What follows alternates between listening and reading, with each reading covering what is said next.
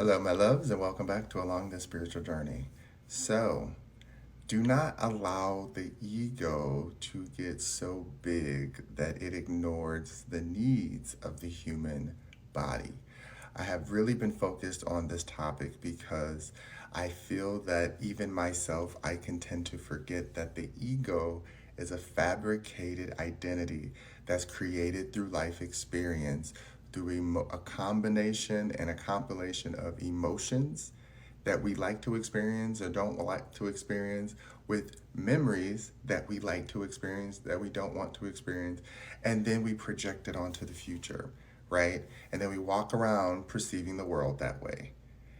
Sometimes that can get lost in translation, especially when, let's say, you're someone who's dedicated to learning. I love to read, I love to learn, I love to meet others who are dedicated to their craft, but sometimes people can get sucked into their craft so much that, yes, you become an expert and you are a master, but when you start dictating how others should experience their reality is where it starts to become a dangerous slide between the ego now negating what the human needs, because the human needs interaction.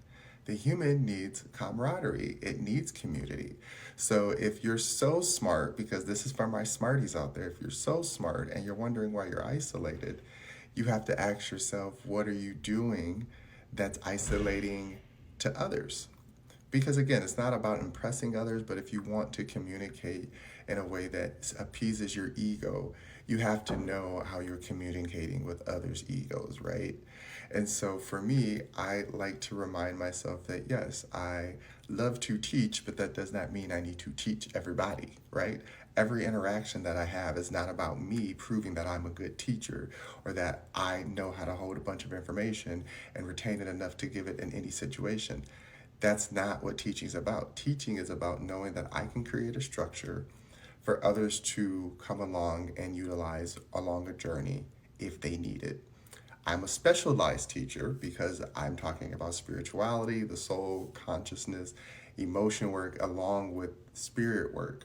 These are worlds that are not normally talked about, but because more people are having spiritual awakenings, it's important for me to share my journey, or at least my experience with this journey, and hope that they take something that can be applied to theirs. That's what I have to learn. But the ego wants to be like, well, I know and I've experienced, and you'll see. And even if they'll see, you don't want to get cocky and knowing that someone's going to be proven wrong. That's not what it's about either. You don't want to be so caught into what you understand that you can talk about. Because I know people who can talk about one topic all day, ins and outs, everything about it, but they have no social decorum. They don't know how to interact with people.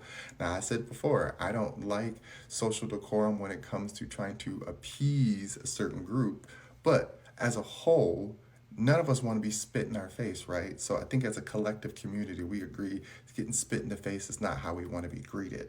And so that is the basis of what I mean, where it's like, know what your body needs and how to interact, and then know how to express what your soul ego, how they like to interact, because all creation comes from a place of soul connection, because that soul connection is tapped into source that feeds it memories of the past and memories of things that it used to do or things it remembers, and allows it the opportunity to bring it to this reality.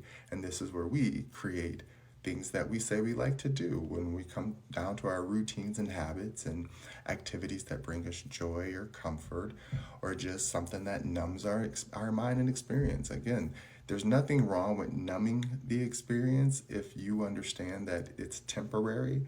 But if your whole experience is you're trying to numb the whole life you have, that's going to be in the in that section of addiction, right? Because now you're no longer experiencing life, you're experiencing numbness of whatever you're searching for or not searching for.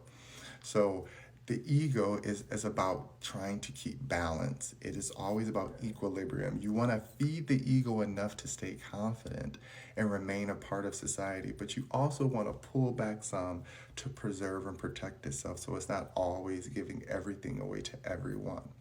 That's why when we say like you you don't want to mask yourself as much. I mean, we're taught that masking is survival.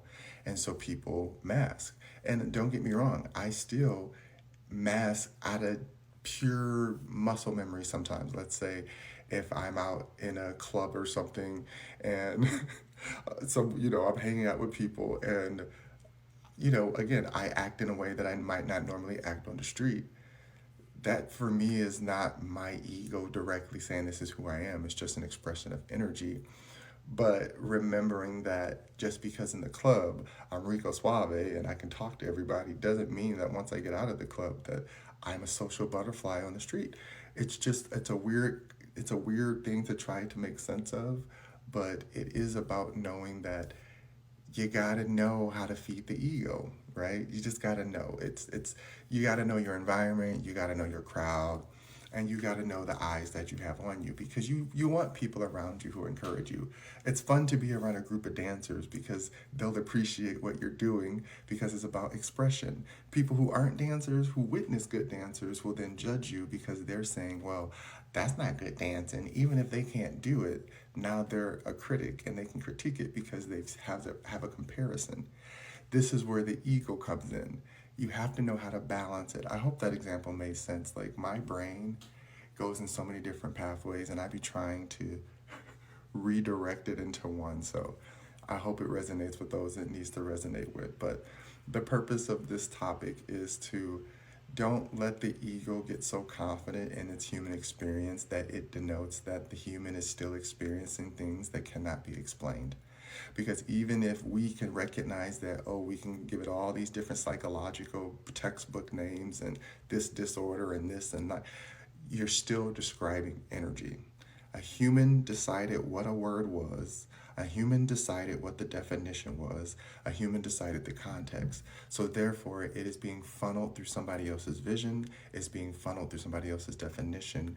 And the human experience has no real definition. We don't really know what we're experiencing because it keeps evolving through us spiritually. So as we, again, have spiritual awakenings and we have vision and insight into our future, respect where that source is coming from. Do not just convince yourself that it belongs to you. An example is we do this with science. Science is the only answer because science, science, science. Yes, a bunch of humans agree that their observation is correct, and as long as their observation remains correct, they are correct. That is what science is, okay? Do not get convinced that that is the truth. Observation is the truth of everyone's reality. So, however anyone has experienced it is true. And so we have to start compiling more of that into spaces where we agree that this space is meant for creation. This space is meant for defined now. This space is meant for used to work, no longer works. Because a lot of our history is based on what no longer works, trying to define what it is now, and it doesn't make sense. And so this is why you don't want to let your ego be so convinced where you're saying stuff like, well, I don't believe and I don't trust. And that's fine. That is your soul speaking out loud, but your human body is still experiencing it, and it doesn't know what to believe or trust. So don't go creating anxiety to its own experience. Let it be able to trust you and knowing that you're open enough to allow it to experience itself in its own existence. I know that makes sense to the right people, and I hope it does. All right. Love you.